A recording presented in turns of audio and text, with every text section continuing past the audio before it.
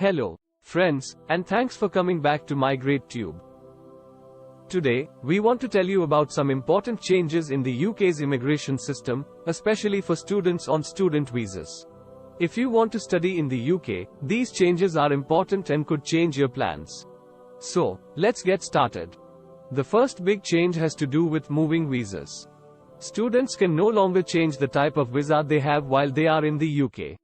This means that if you come to the UK to study on a student visa, you will have to finish your degree before you can apply for a Tier 2 skilled visa or a work permit.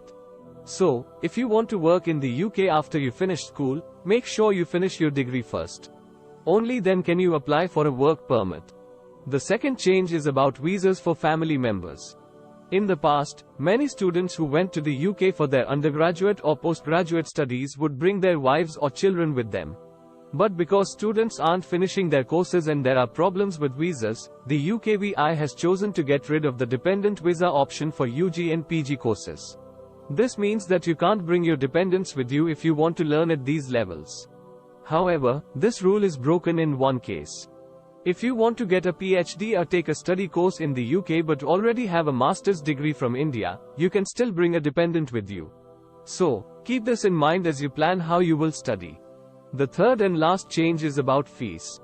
Due to inflation and problems with raising salaries for public workers, the UK government has decided to raise visa fees and the Immigration Health Surcharge, IHS, for South Asian students, including those from India, China, and Pakistan. Instead of putting pressure on other parts of the UK budget, this choice was made. The fees could go up by up to 25%, but the exact amount hasn't been decided yet. If you want to start education in January, you might have to pay these higher fees.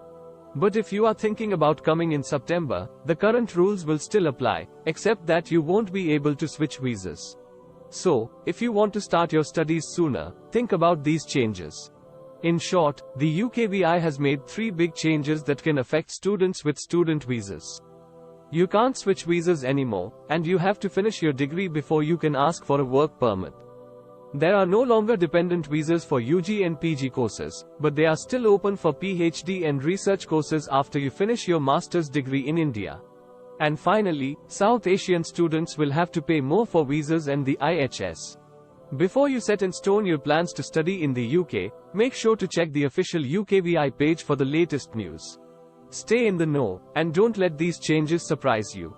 If you found this video helpful, please give it a thumbs up and share it with others who might also find it helpful.